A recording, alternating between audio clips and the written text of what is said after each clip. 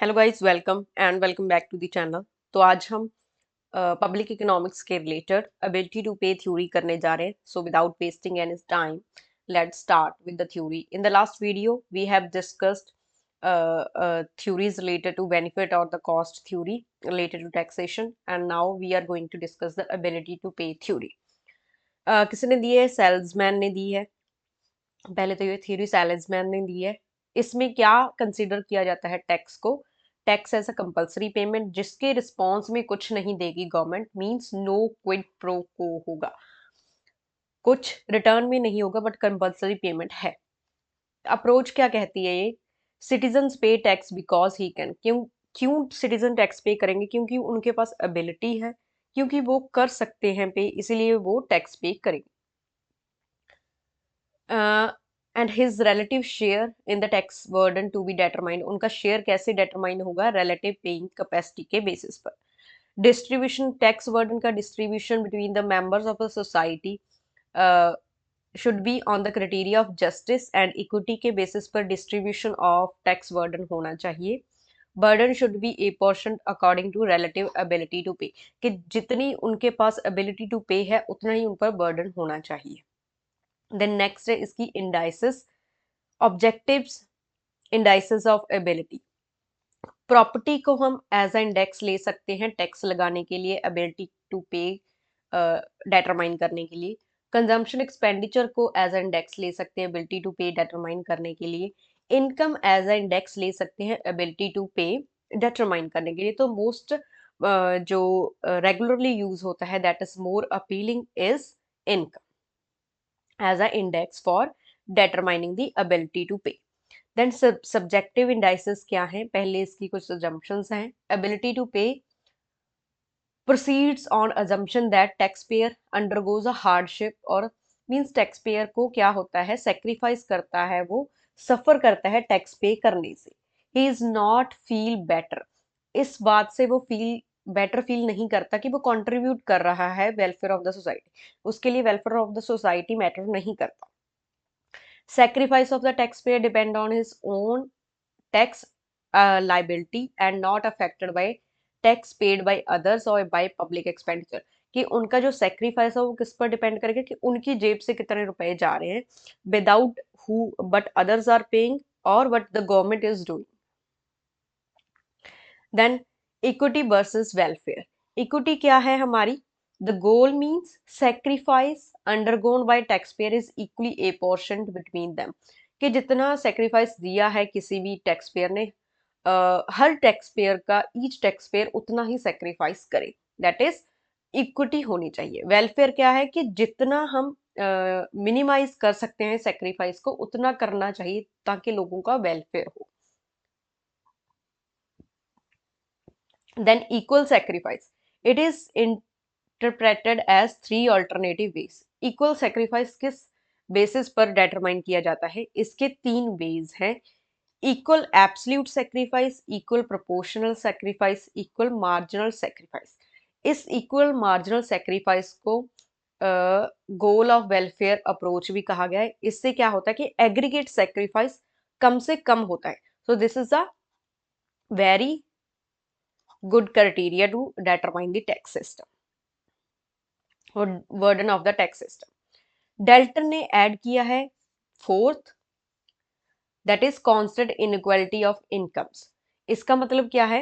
कि tax meaning the inequalities of income as between the different tax payer should be remain same after the tax as they were before. कि income inequality उनकी उतनी ही रहनी चाहिए जितनी before tax थी।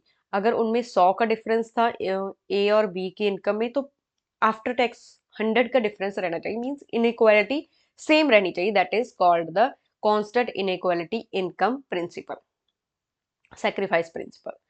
Then correct meaning क्या है इक्विटी का? Utility can be measure, two assumptions पर बेसिस है। Cardinal measurement of utility and interpersonal comparison of the utility. Then जो हमने तीन किए थे उसके क्या है? इक्वल एब्सोल्यूट सेक्रीफाइस क्या होता है?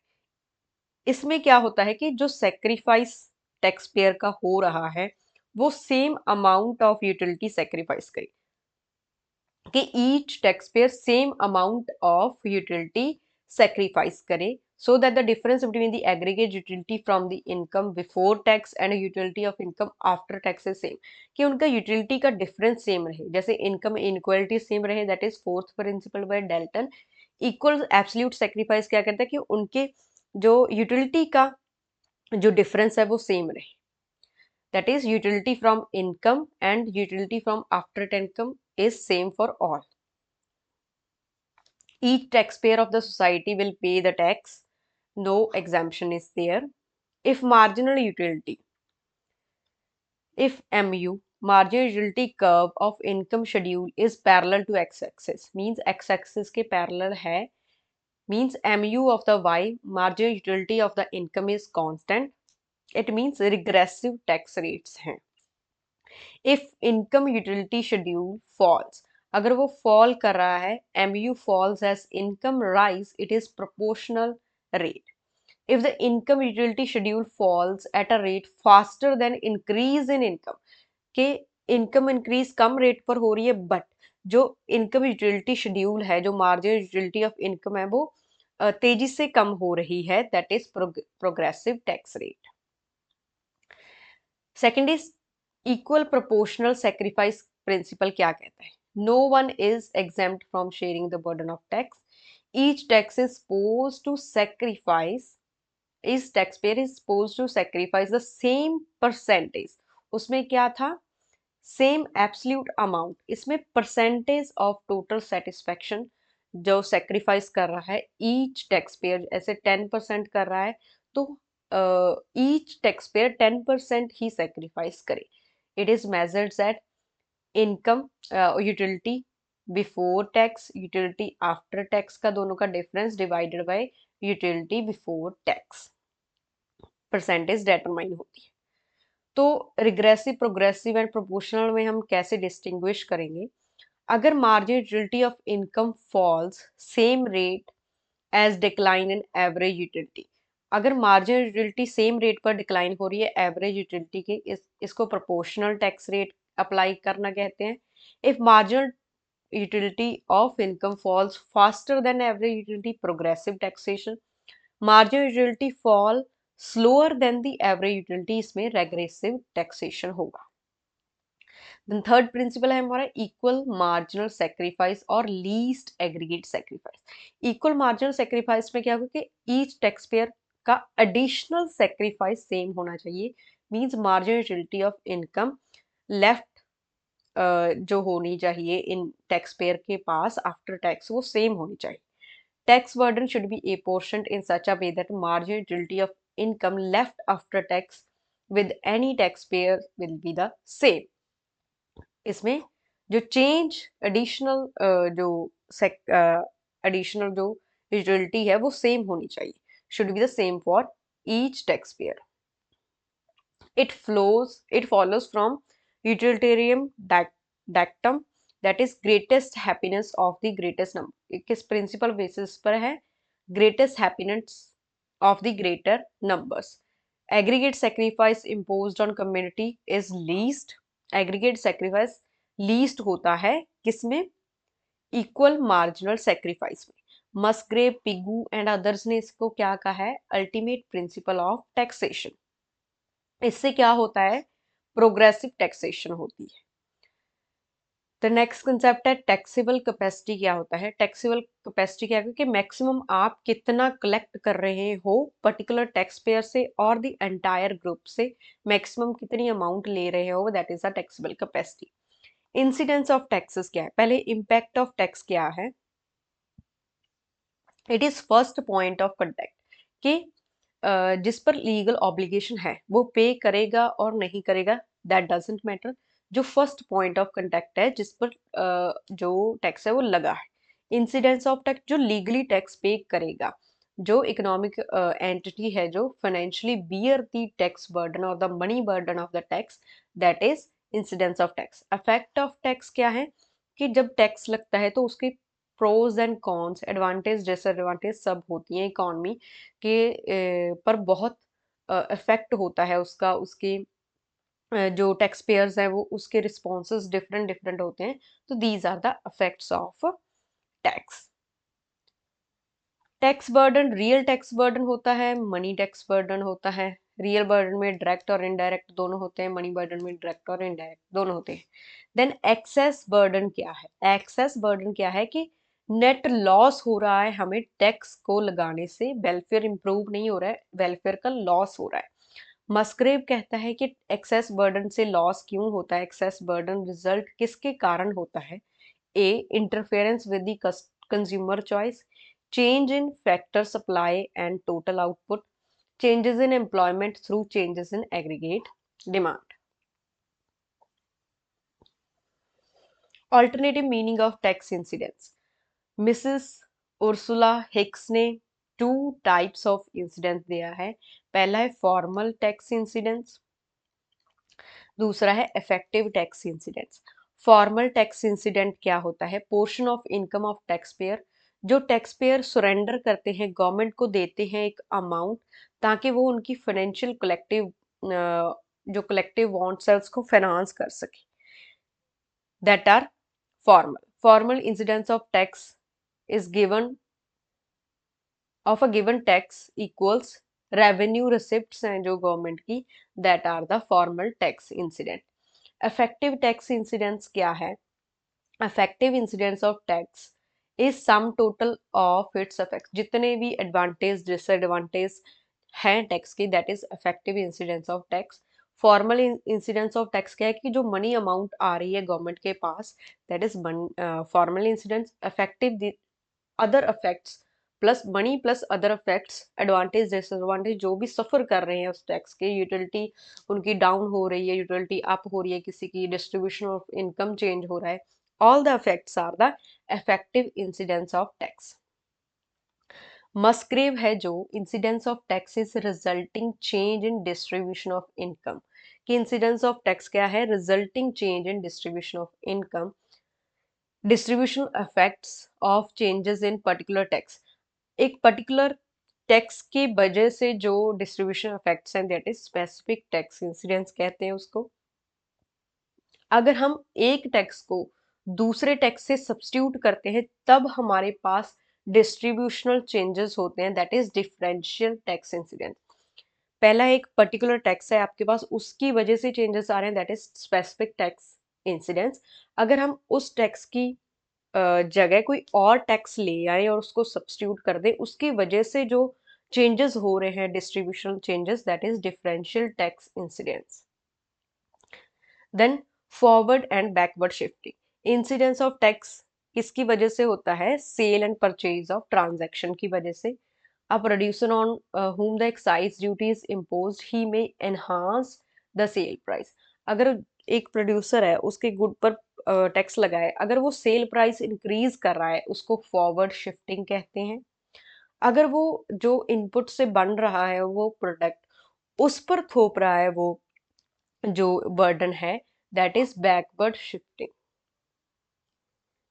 Shifting of incidence to tax capitalization, tax capitalization से इंसिडेंस ऑफ टैक्स कैसे शिफ्ट होता है?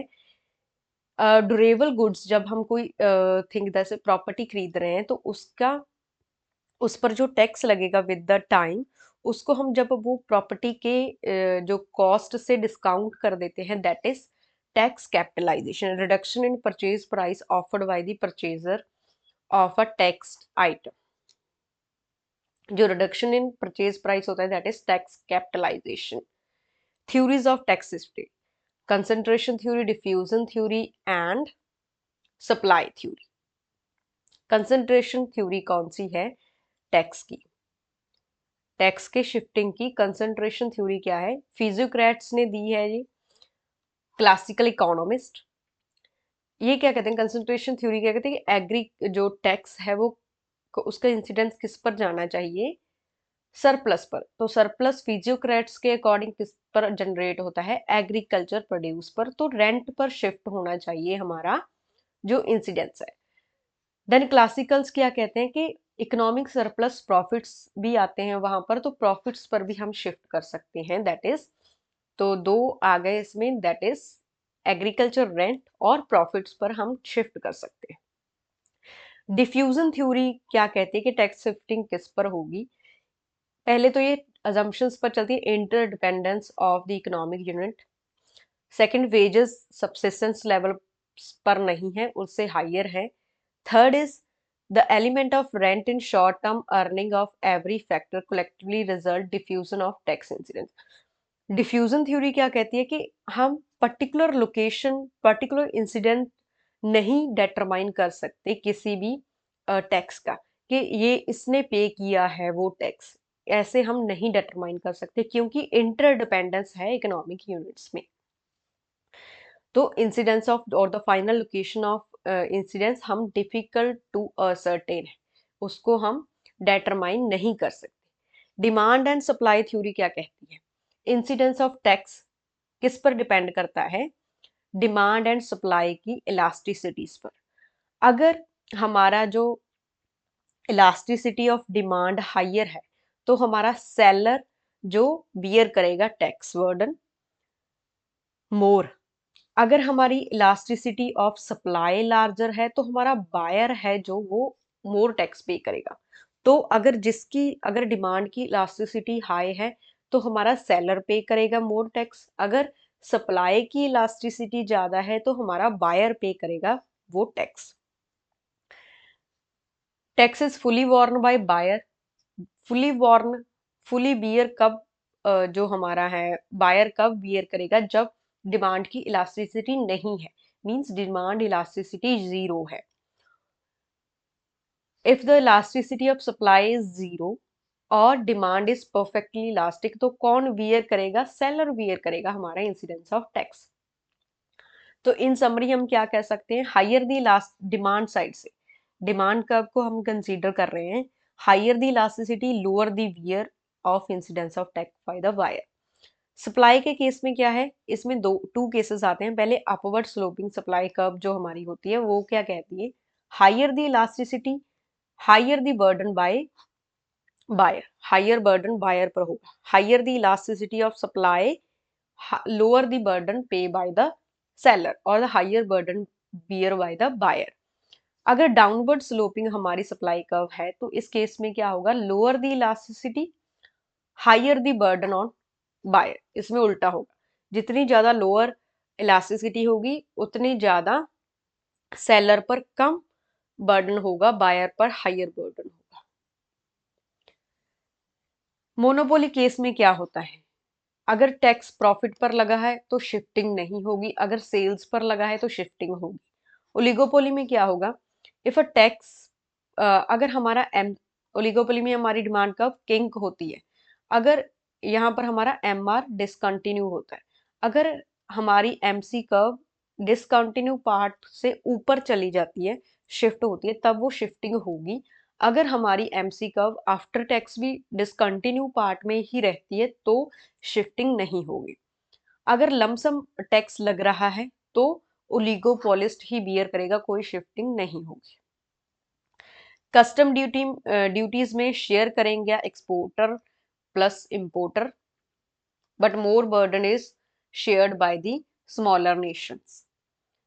Incidence of tax on durable backward shift होगा। Incidence of tax on financial assets backward shift होगा। Tax on house, in short run bear कौन करेगा? House owner, long run में tenants. Inheritance पर tax inheritor bear करेगा। In long run incident of gift tax recipient bear करेगा। Close and effective substitute होंगे अगर demand हमारी हायर इलास्टिसिटी होगी तो लोअर बर्डन होगा बायर पर। डेफिसिट फाइनेंसिंग क्या है? By government is that portion of budgetary expenditure which is financed by the non-revenue receipt। Budgetary expenditure का वो पार्ट जो कि फाइनेंस किया जाता है through non revenue receipts, means tax के अलावा जब हम फाइनेंस करते हैं बजटरी रिसिप्ट्स को, these are called deficient financing through borrowing और क्रिएशन ऑफ कैश। अगर कैश क्रिएट कर रहे हैं हम तो इससे हमारी मनी सप्लाई इंक्रीज होगी, इन्फ्लेशनरी प्रेशर होगा इकोनॉमी में, इसको कहते हैं हिडन टैक्स। हिडन टैक्स क्या होगा? क्योंकि reduction in disposable income of people. Inflationary pressure हो रहा है तो उनकी डिस्पोजेबल इनकम कम हो रही है। अगर बोरिंग के थ्रू हो रहा है, बोरिंग हम टू टाइप से कर सकते हैं, सेंट्रल बैंक से और प्राइवेट सेक्टर से। अगर हम प्राइवेट सेक्टर से बाय कर रहे हैं तो हिडन टैक्स नहीं है, इन्फ्लेशनरी प्रेशर नहीं है। अगर हम बोरिंग फ्रॉम सेंट्रल बैंक ले रहे हैं तो इसकी वजह से हमारी क्या होगी, मनी सप्लाई इंक्रीज होगी इकोनॉमी में, इन्फ्लेशनरी प्रेशर होगा तो हिडन टैक्स लगता है। क्राउडिंग आउट कंसेप्ट क्या है?